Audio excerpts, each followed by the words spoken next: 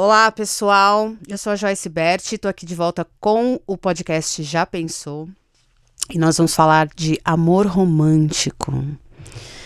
E eu tenho duas figuras incríveis aqui, porque eu só ando bem acompanhada e eu tô ficando mal acostumada. O pessoal que tá me acostumando muito mal, que só vem gente muito boa aqui. O que é muito bom.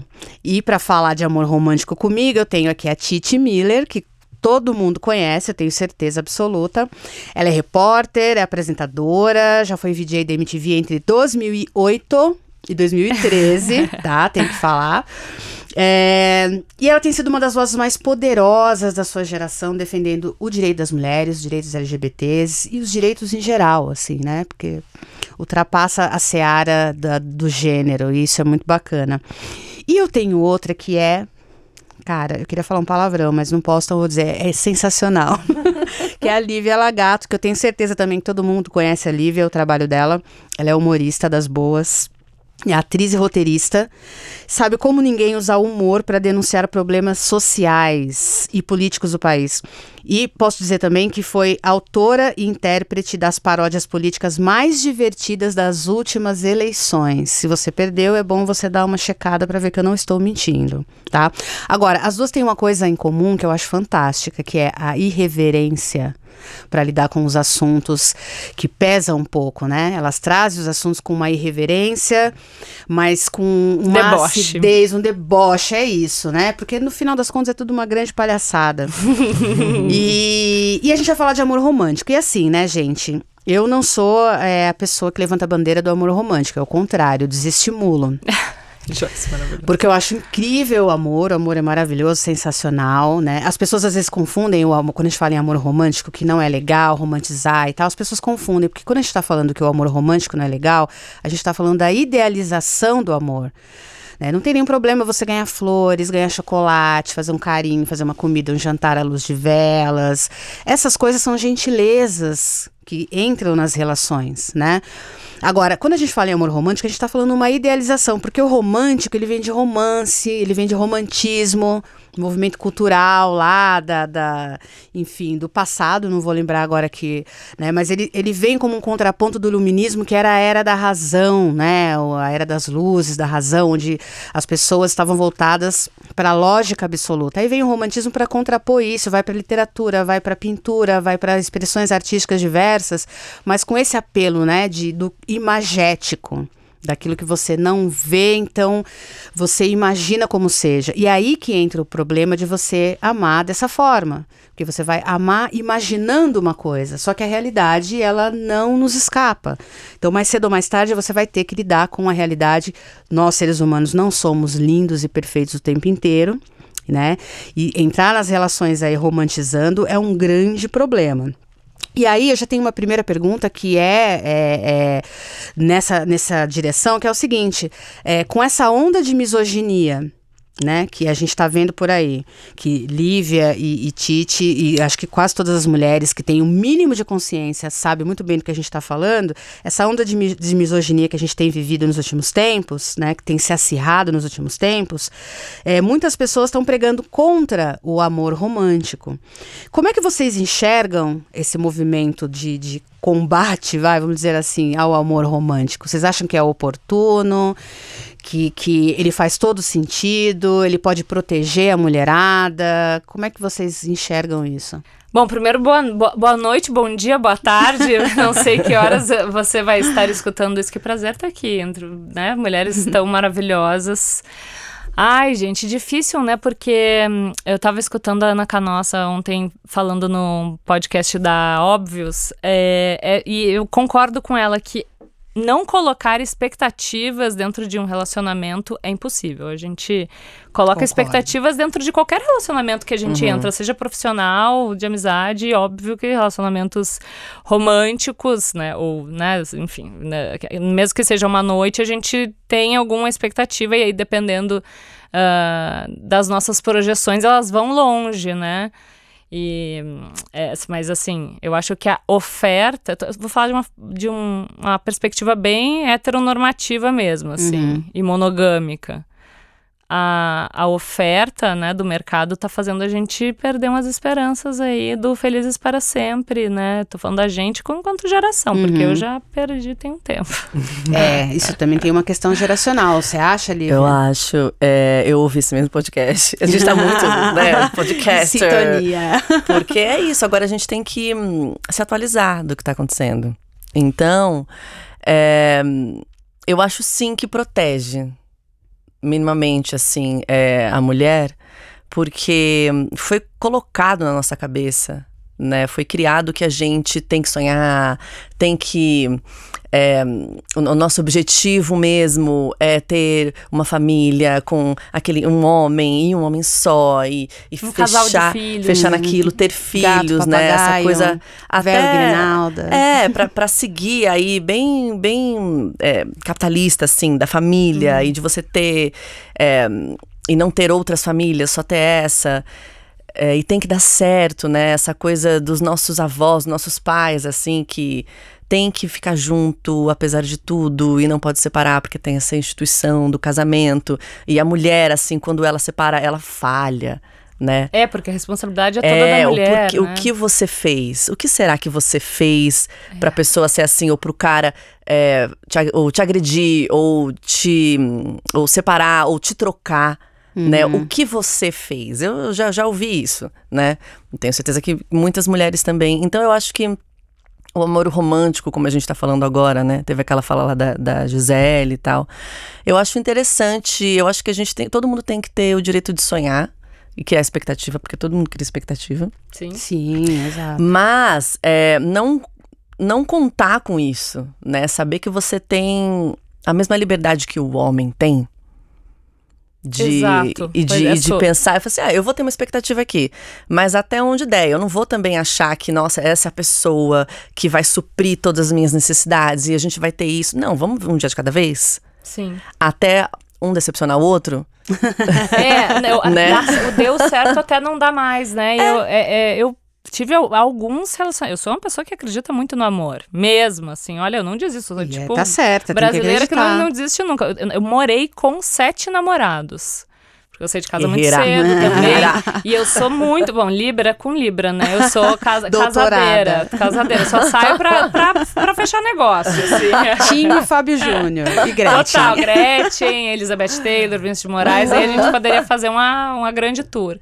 Mas, assim, essa linha, né, do que nos é colocado na infância, do ser feliz para sempre, não condiz muito com o que a gente vê à nossa volta desde sempre, né? A gente não tem essa referência do, nossa, como a minha avó é feliz com o meu avô, a minha tia Cleide tá explodindo de felicidade. Então, eu sempre vi uma linha do tipo, nasceu, a infância, entrou ali mais ou menos na fase reprodutiva, namorou, deu azar de engravidar de um, tem que casar com esse, até o casamento entrar em desgraça absoluta, traições ou outros BOs, separou, divorcia, começa a nutrir um ódio profundo por essa pessoa, até que se passam uns 15 anos, tudo se assenta e só viram ex-casais.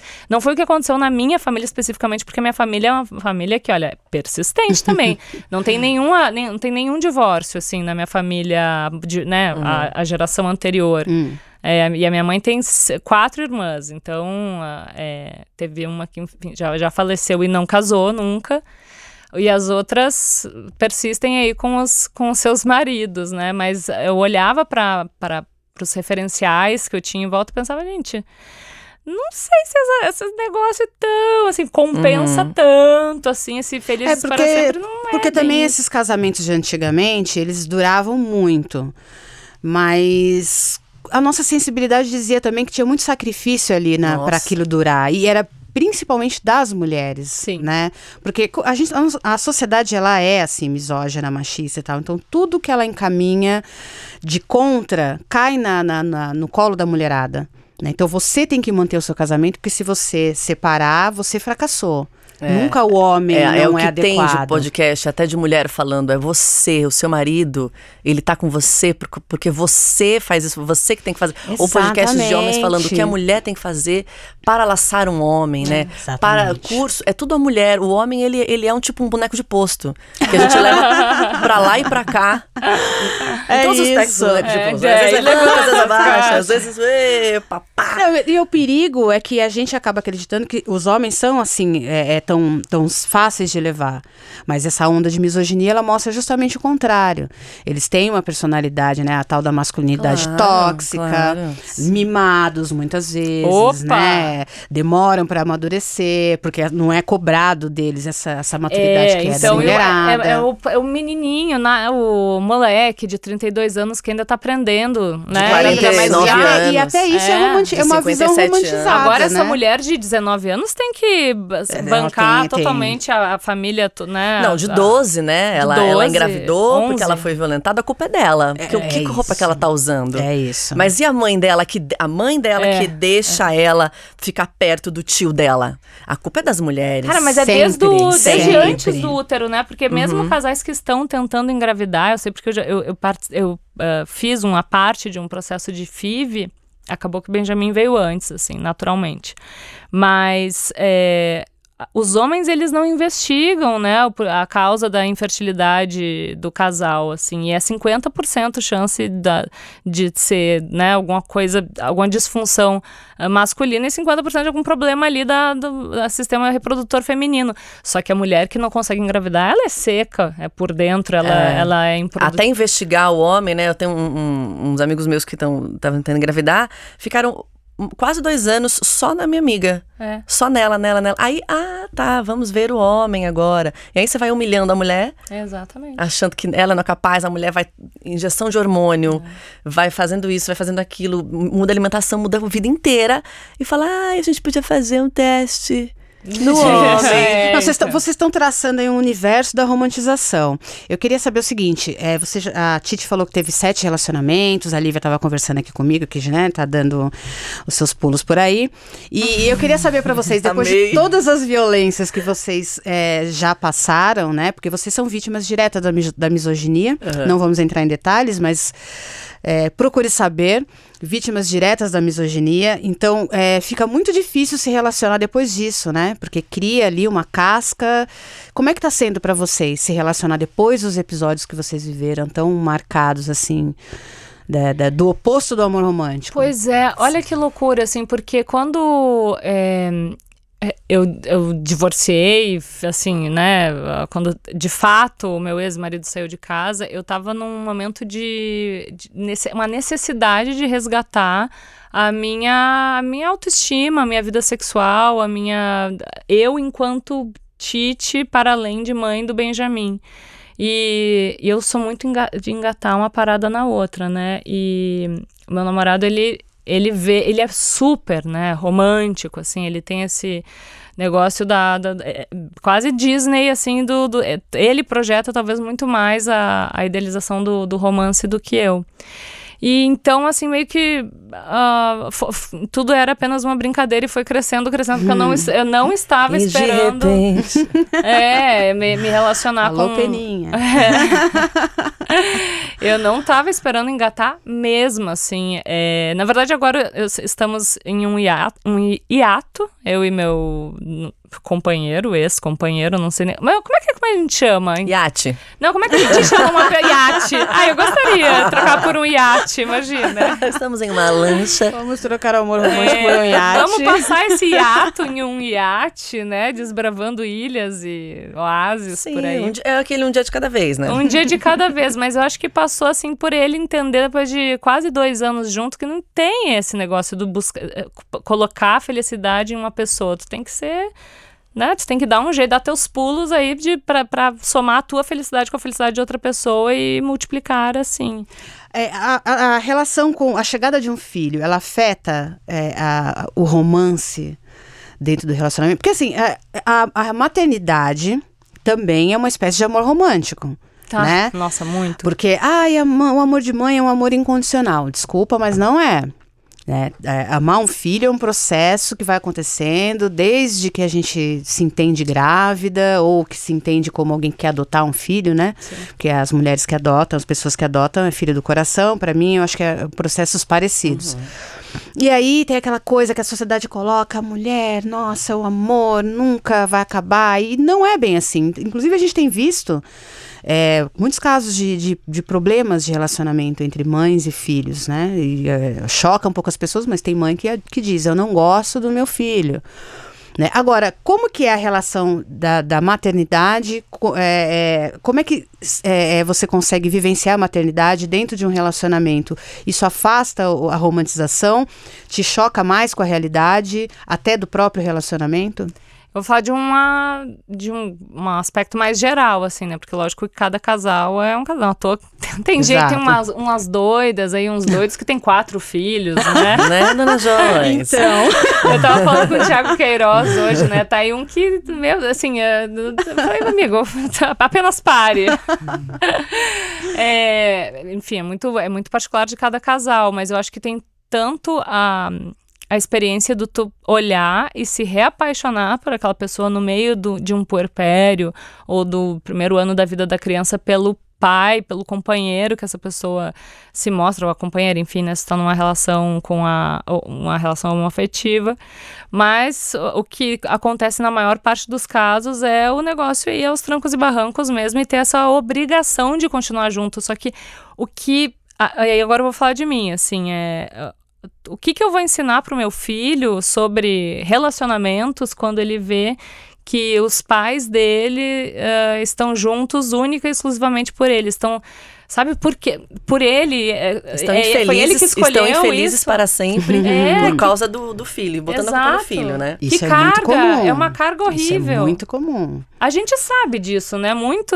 A gente é dessa geração que os pais ficaram juntos para sustentar esse casamento por causa dos filhos. Eu acho que é o contrário, justamente por causa dos filhos que tu tem que mostrar, né? Que o amor é possível. Tá permitido tu ser feliz depois de que ele nasceu e tu, sei lá, sair de uma situação que tu não te vê mais feliz ali. Você acha, Lívia, que o desejo pela maternidade, ele entra também nesse pacote que muitas vezes empurra a mulherada ou, né, de uma maneira geral, as pessoas para o amor romântico?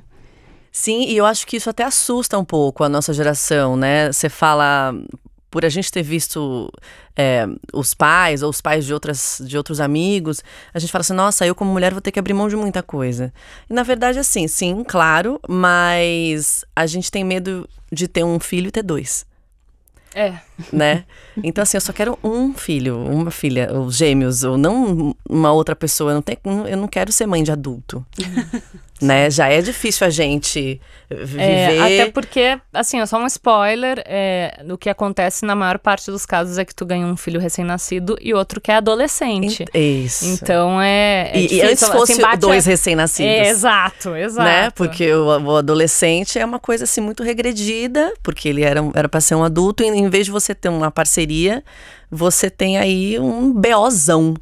E tu sabe que fazendo aí agora, tu falou, né, do paralelo com amor materno, né? O que eu vejo também é que esses casais que se desconectam no início da vida de uma criança, é muito claro que passa muito pelo papel, esse pai não conseguia abandonar o papel principal da vida dele, de filho da mãe dele, para assumir um papel de pai do próprio filho e marido, enfim, sei lá, companheiro dessa mulher que está ali precisando, né, dessa estrutura sólida, né, que os primeiros anos de uma criança precisa. Então, nossa, isso é muito importante. Por isso que eu acho o cara não pode ser pai porque ele não deixou de ser filho. Exato, eu acho que aí daí vem muito também o estereótipo da sogra, né, porque lógico que tu vai morrer aí a culpa é do quê? De outra mulher. De outra mulher. Porque a sogra que inferniza, a sogra que drena a energia daquela pessoa. E mais um pai fora da relação, porque aí a culpa é da sogra e não do sogro. Exato. Como é que você educou esse filho, né? Você é a mulher mima, as mães mimam muito mas filha. Mas é uma coisa assim, que às vezes tem alguns homens que são bons pais, são bons parceiros e vêm e até se ofendem com isso, saiba que você não é régua pro que está acontecendo, né? Então a gente vai vendo isso acontecendo do nosso lado, com amigas, né? E aí a gente fala assim, gente, É uma pandemia. Falando em pandemia, Lívia, você acha que esse fenômeno do Red Pill, ele seria uma espécie de efeito colateral da romantização das relações? Nossa, eu acho muitas coisas assim, Joyce, que eu acho que a primeira coisa que muita gente fala assim, eles foram educados assim. Essas mães, né, como que educaram esses filhos, que não sei o quê. Então, acho que o primeiro movimento é a gente pensar assim, é um problema social, né, que esses são homens que esperam que as mulheres, desse amor cortês, assim, se comportem dessa forma, muito antiga, sendo que a gente demorou muito para sair da toca e sair. A gente que tomou uma pílula que trouxe a gente para a realidade e tirou a gente dessa ilusão de que a gente tem que ser assim, a gente tem que agradar, a gente tem que fazer tudo que um homem espera da gente, porque a nossa existência é validada a partir de um homem, de um parceiro que nos escolhe. Meu Deus, graças a Deus, esse homem me escolheu. Salvou, né? Da torre. Porque a sociedade, eu acho que é uma questão social, assim, o amor romântico, ele tem que existir, as pessoas têm o direito de ter expectativas e fazer planos e ter sonhos e desejos. Chamegos e tudo Isso mais. O carinho, eu acho que ele tem que existir, mas eu acho que a desmistificação desse amor romântico para a mulher salva um pouco as nossas vidas.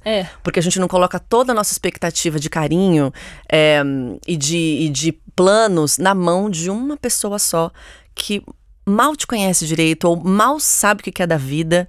E tem os próprios desejos, tem as próprias questões, as próprias também debilidades. E não tem tanta inteligência emocional assim, até porque a gente está construindo. E aí, até voltando nesse assunto da mulher que tem filho, porque assim, ela também tá vulnerável, ela tá no puerpério, né? Então tem muita coisa ali acontecendo. Enquanto ela tá precisando de uma rede de apoio, ela tá tendo que lidar com uma questão muito grave, né, que é esse homem que estava crente que continuaria com essa atenção exclusiva da mulher para ele e ele não tem. E isso afeta em 1000 coisas, assim.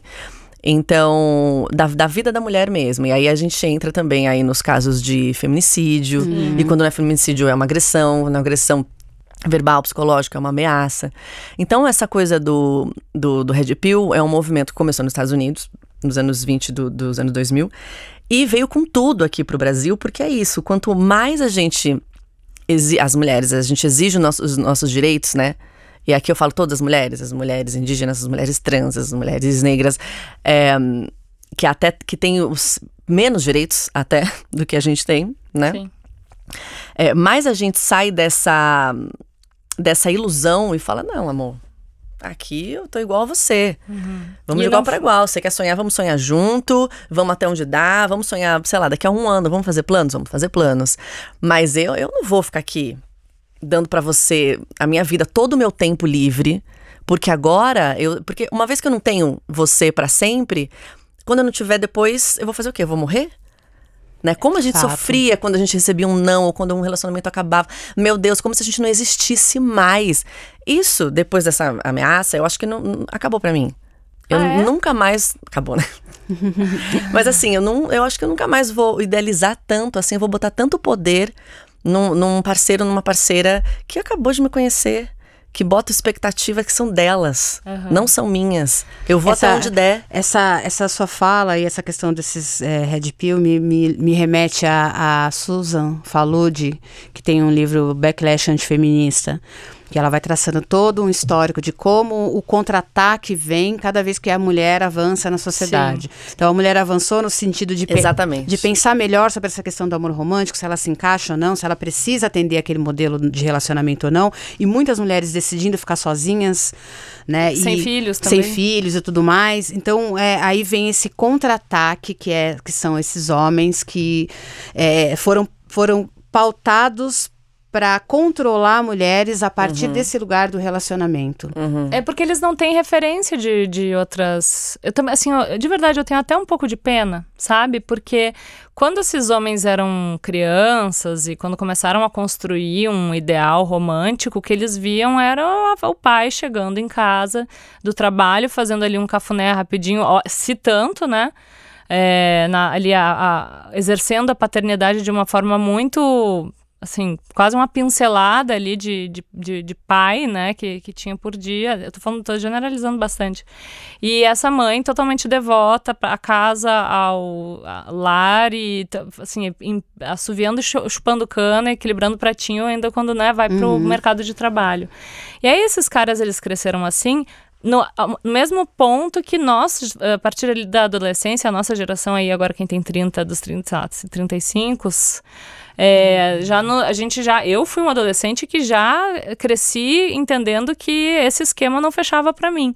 Então esses homens, eles chegam na vida ali adulta, no momento de, sei lá, querer criar uma família, uma outra estrutura familiar, e acha que vai reproduzir isso, e a mulher fala, não, querido, aqui você vai dividir a parentalidade de uma forma minimamente equivalente, porque não existe mesmo, assim, não tem como dividir mesmo. Eu acho que é impossível. Não sei se vocês conhecem alguém que divide 50% mesmo. Eu achava que eu conhecia um casal só, mas descobri que não, olha só. Esse era o mundo ideal, né?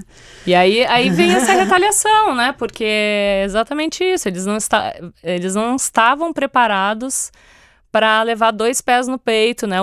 Principalmente quando é um homem branco privilegiado, em que o mundo inteiro deve estar à disposição dele, sim. Quando esse cara se percebe tendo que abrir o espaço dele para as mulheres, para pessoas, enfim, que não estão ali no topo do privilégio, esse cara se sente perdendo direitos e perdendo um pedaço do bolo que era para ser inteiro dele, né? Eu ouvi uma frase interessante que era assim, quando você coloca um limite para uma pessoa, para esse parceiro, e esse parceiro, um limite importante, e esse parceiro se sente ofendido, é porque ele não quer o seu bem.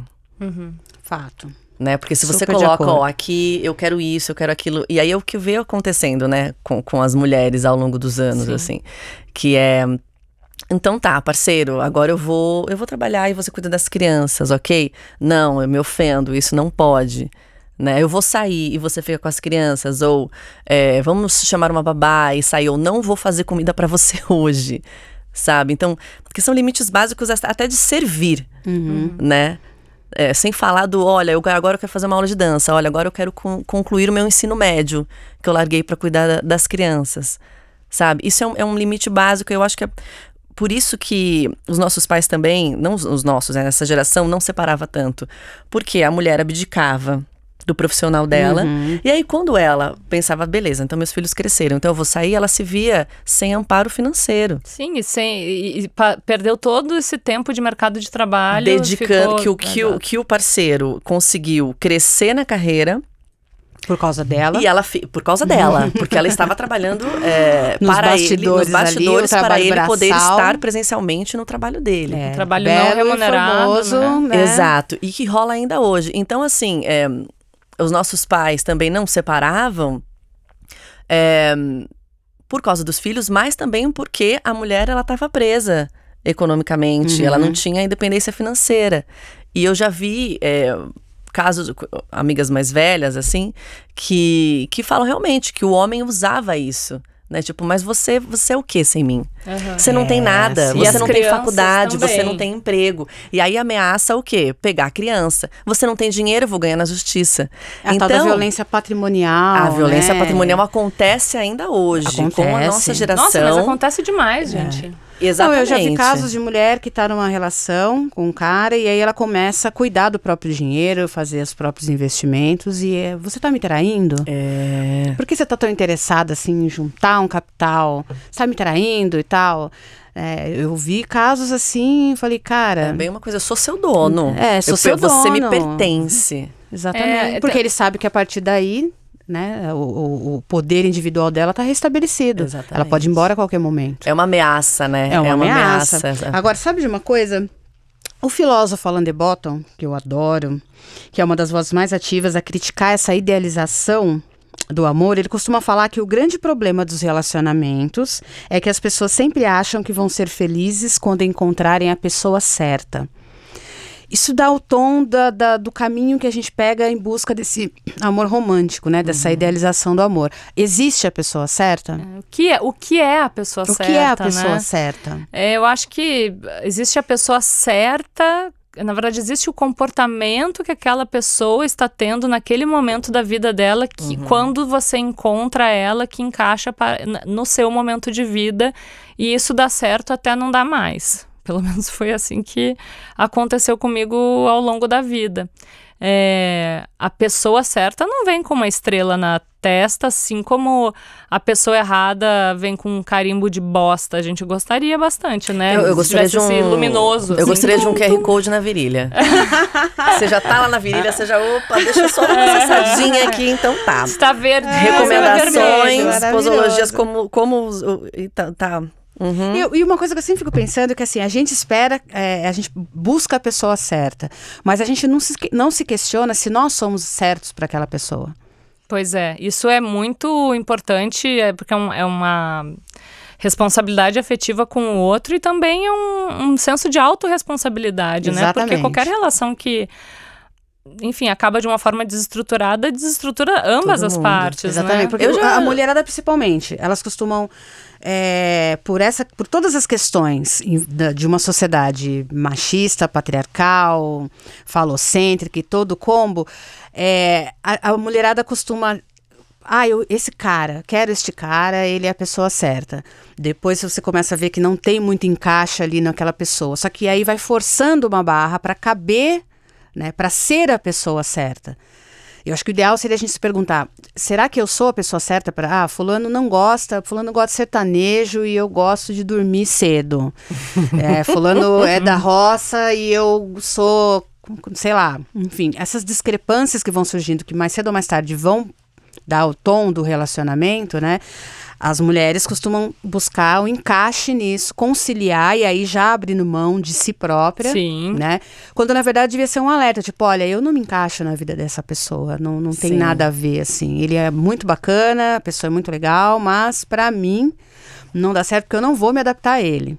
Por mais que tente, né? E às vezes até consegue por um tempo ali, por um momento, mas isso não é sustentável, né, ao longo de uma vida inteira, assim, é tentar encaixar, sabe aquelas pecinhas de criança? A estrelinha no quadradinho, não vai entrar. Vocês já passaram por isso de tentar se encaixar? Qualquer relacionamento que você tem que limar suas arestas, ou que você quer que uma pessoa faça isso por você, eu acho tóxico. Eu acho abusivo, porque... E se você vê isso acontecendo, você vê um parceiro, uma parceira se podando todo para encaixar no seu ideal de parceria e de relacionamento, você vê que ela tá perdendo brilho. Sabe aquele casal que você vê, você fala, nossa, um tá tirando o brilho do outro, apagou a luz ali. Exatamente, mas eles vampírica.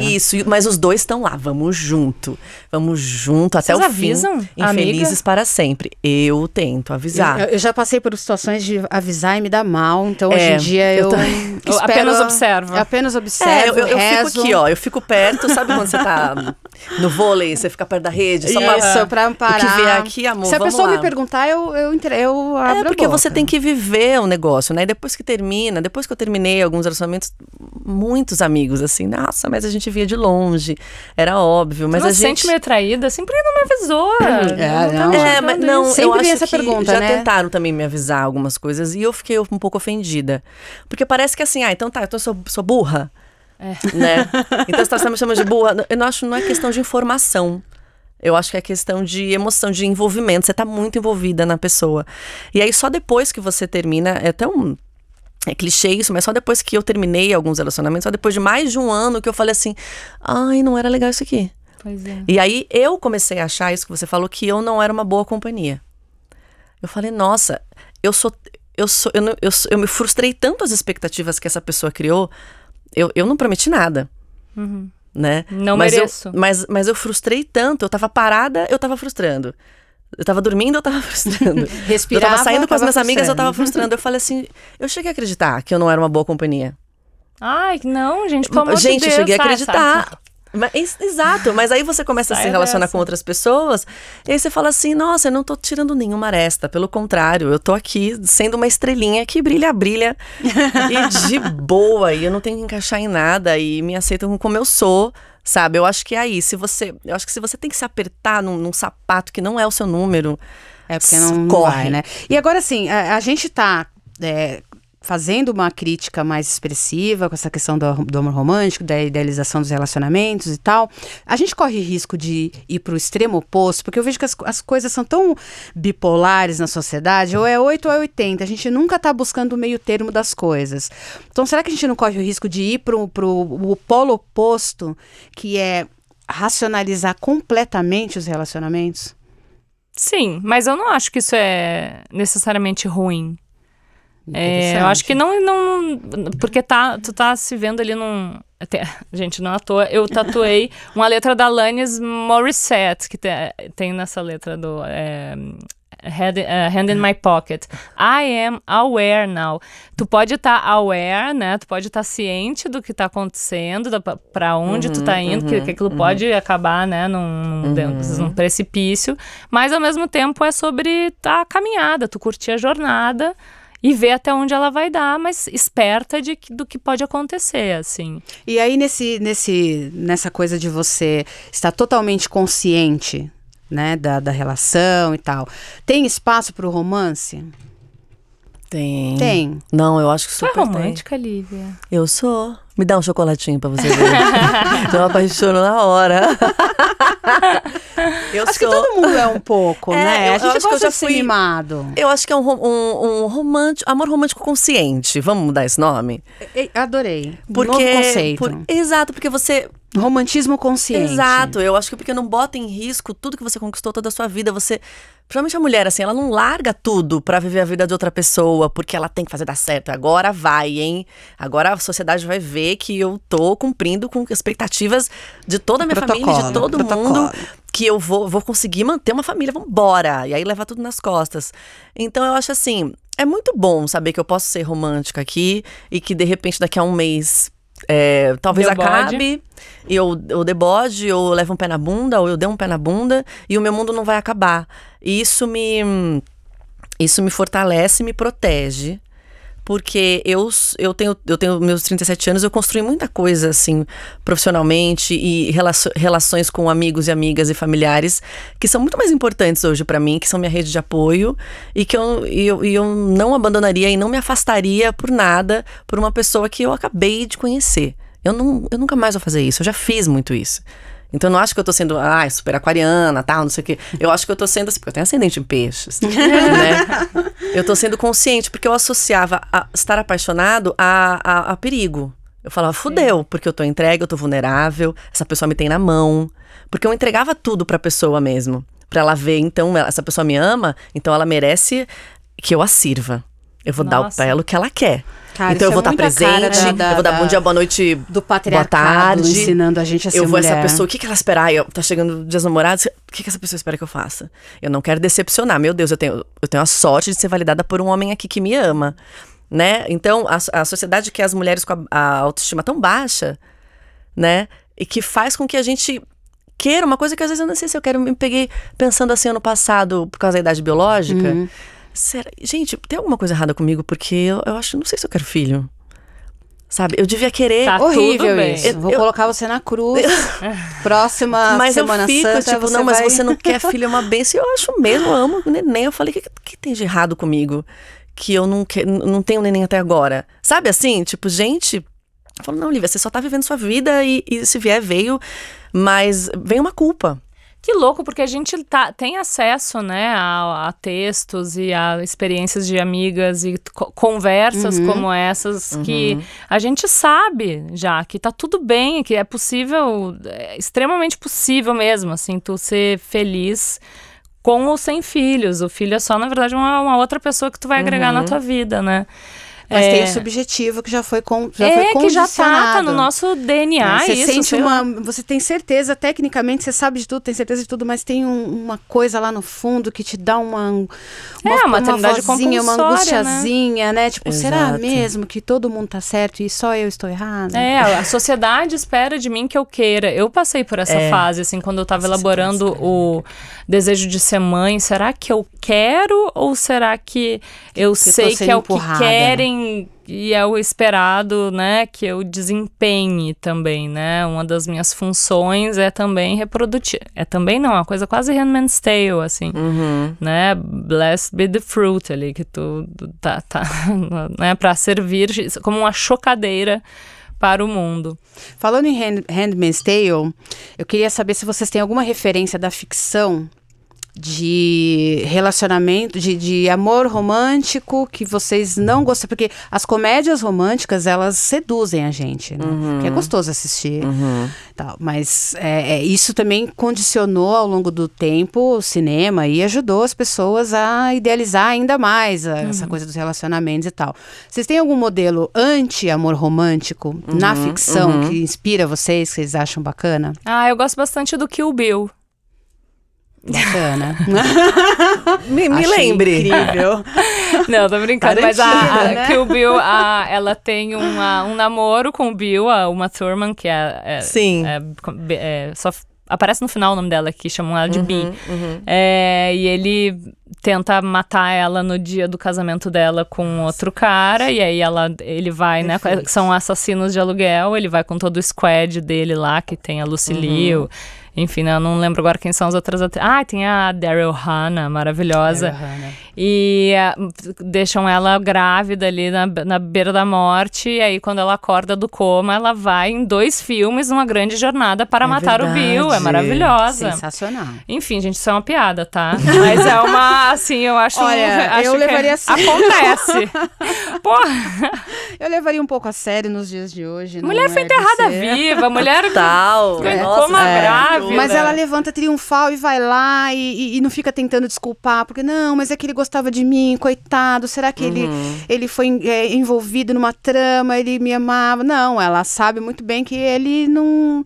que ele era um cara sem vergonha, que merecia é meio romântico, agora eu tô lembrando, faz muito tempo que eu assisti, mas assim, até a cena final, que é a cena que ela mata o Bill, ele tá cuidando da filha deles, né, porque ela nasce enquanto ela tava lá no coma. Nossa, ela consegue aplicar os 5 pontos que fazem os 5 pontos que fazem o coração parar de bater. e aí ele dá os 5 passos e morre, assim, aquela coisa bem quase Romeu e Julieta, assim, é sensacional. Né? Nossa, você lembra detalhes. Tarantino maravilhoso. Esse é um dos meus filmes favoritos, assim. Você tem algum... Cara, eu acho que é um modelo do que não ser, né? De como a gente foi educada, assim, nesses filmes. Eu fiquei pensando aqui num filme da Julia Roberts, aquele Comer, Rezar e Amar. E aí eu fui pensando em todos os filmes dela, assim. São todos esses filmes da mulher que às vezes tem a sorte de ser escolhida, né? E eu acho que isso não fez bem pra gente, né? Esse Comer, Rezar e Amar é o que eu sempre revejo. E aí, cada vez que eu vejo, eu falo, nossa, eu acho que envelheceu esse filme, porque eu sou muito fã da autora e tal, mas essa coisa mostra bastante, assim, dela, como ela se sente frustrada, como é difícil falar, meu Deus, eu dei errado aqui no relacionamento. E tinha também o lance da maternidade, né? E como ela vai pro outro canto, porque quando ela encontra alguém que realmente, aparentemente, cabe em tudo aquilo que ela espera e também ela cabe no que o outro espera, ela recua um pouco, né? Quando ela encontra lá o Javier Bardem, ela fica meio... Eles separaram, desculpa te interromper, separaram, né? Ela fez um livro depois, que chama Casamento, que ela, sobre toda a epopeia deles ali pra tentarem a cidadania, alguma coisa assim dele, que ele é um brasileiro, né? E aí ela discorre bastante sobre a instituição do casamento e como, na verdade, quem tá lutando muito pelo casamento hoje são os casais homoafetivos, né? A gente luta, nós, né? Enfim, independentemente da nossa orientação aqui do nosso lado da bolha, a gente celebrou quando foi legalizado o casamento gay nos Estados Unidos. Eu lembro que todo mundo postou o feed com a bandeira a bandeira do arco-íris. Então, assim, São as pessoas que lutam ainda por essa instituição, enquanto tá rolando do outro lado uma onda de divórcio e de não quero porque me comprometer. É importante você ter experiência para você poder aprender de fato, né, na prática, como é que a coisa funciona. Sim, mas esse filme talvez mostra... chegue um tempo que os homoafetivos vão estar também de saco cheio do já casamento. Chegou, eles têm que ter esse direito também, né? Eles têm que ter esse direito de estragar por conta própria. Amor, não quero mais, você feliz. Mas esse filme tem umas cenas assim que ela tá lá na Itália, ela vê vários casais heteronormativos, né? E ela olha e ela se sente um pouco sozinha, assim, sabe? Como se só valesse um pouco a pena ter um parceiro, ser validada, ser não sei o quê. Dá uma melancolia, assim. E aí, quando ela acha esse cara, esse brasileiro, ela fala assim, não vou com você, porque eu demorei muito pra construir essa base aqui, pra eu ficar de pé. Eu não vou entregar, né, tudo. E aí, na verdade, você não tem que entregar nada. Você vai com a sua malinha, vai com o que você conquistou de você, pra você ficar de pé. E não dá pra ninguém, isso é seu. Sabe? E aí vai ser feliz. Mas também me irrita filme que termina com as pessoas juntas. Felizes para sempre. Felizes para sempre. Feliz é o divórcio. O divórcio. Nada mais feliz, nada mais legal do que um rolê com as suas amigas que acabaram de se divorciar. Nossa, não sei. E que estão no Vale Night dos filhos. Vale Night dos filhos é legal, mas assim, divórcio, assim, não recomendo. Não. Sim, é um muito filme triste. Que eu acho muito interessante, assim, que tem uma perspectiva muito atual, apesar de ser um filme que eu acho que já tem mais de 10 anos, é o do Michel Gondry, O Brilho Eterno de uma Mente Sem Lembranças. Ai, sensacional. E é aquela cena final... Bom, ele é todo, né, cheio de... Ele é muito emblemático, assim, da pessoa que... A primeira coisa que a gente quer fazer quando a gente termina um relacionamento é querer deletar todas as memórias, as boas, as ruins, que a gente teve com aquela pessoa. Aí eles vão lá, conseguem, né, se encontrar de novo, e aí tem assim, os segundos finais do filme, eu interpreto, assim, que ele vai sincronizado com a música, né? Que são eles brincando na neve, aí dá uma pausa, aí depois eles brincando na neve de novo, como se eles tivessem vivido tudo aquilo de novo e tivessem decidido mais uma vez se deletar e de novo, e de novo, e de novo. Eu não sei, eu acho que eu me relaciono mais ou menos assim, meio Brilho Eterno. Muito legal. Eu tenho um modelo de... eu sou aficionada pelo Breaking Bad, né? E aí teve o Better Call Saul, né? O spin-off, tal, não sei o quê. E aí, Better Call Saul, ele é basicamente... No fim, você descobre que, basicamente, ele é uma história de amor. Mas é uma história de amor antirromântica, porque são duas pessoas, a advogada e o advogado. O cara... Não, né, você não vale nada, mas eu gosto de você. Esse poderia ser a trilha sonora. E aí tem a Kim Wexler, que ela é uma mulher super durona, super racional, super... Ela sabe que o cara não vale nada. Ele desperta o pior lado dela, inclusive. Mas ela se relaciona com ele mesmo assim. E vai levando a relação. No final, um spoilerzinho básico, no final dá muito errado. E os dois acabam longe um do outro. Só que você percebe que de fato eles se amam. Então eu acho que isso é muito impactante porque nem sempre... Uma coisa é relacionamento, outra coisa é amor. Às vezes as duas coisas estão juntas, mas nem sempre. Então é possível que você ame uma pessoa e aquela pessoa não caiba naquilo que você precisa para ter uma vida plena, bacana e tal. E aí cada um vai ter que ir pro seu lado... Pra não acontecer o que aconteceu com a Kim Wexler e com o Saul Goodman, lá, o Jimmy McGill. Mas eu acho muito realista essa perspectiva de relacionamento. Tipo, olha, tinha amor aqui, a coisa funcionava entre eles, mas ia pra um lado meio perigoso, meio complicado, e acabou mal. Então, assim, a gente vai finalizando aqui e eu vou pedir para vocês, né, despedir da turma e tal, mas eu queria deixar essa mensagem, que é o seguinte: amor e relacionamento às vezes estão juntos, às vezes não. Idealizar o amor não é legal, porque você vai chegar num ponto onde você vai ter que se chocar com a realidade e aí você pode estragar o seu amor, né? E relacionamento é tentativa e erro, um dia depois do outro, as coisas vão se construindo, e quanto mais livre, você tem que ter expectativa, porque expectativa é o desejo, né? Você tem que investir o seu desejo naquilo. Mas essas expectativas, elas podem transitar por um território mais possível, né? Tipo, olha, eu quero casar com o Javier Bardem. Não dá pra idealizar esse tipo de coisa, mas olha, eu quero casar com um cara, eu quero me relacionar, talvez namorar, sei lá o quê, com uma pessoa que tenha essa característica, e esses defeitos eu suporto, que é importante também a gente pensar nos defeitos das pessoas, né, para não se assustar quando tiver de cara com eles. Eu até brinco, falo que a gente tem que escolher parceiros pelos defeitos, não pelas qualidades. A gente escolhe pelas qualidades, não pelos defeitos.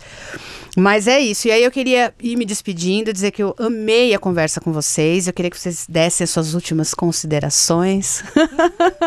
Isso é maravilhosa. Obrigada. Eu adorei. É sempre bom discorrer, né, sobre coisas que a gente... Como é que é o nome desse podcast? Maravilhoso? Já pensou? Eu nunca pensei em várias coisas que a gente conversou que a gente tá falando aqui. Bom, é isso, né? Eu acho que o Javier Bardem tá um pouco longe mesmo da gente.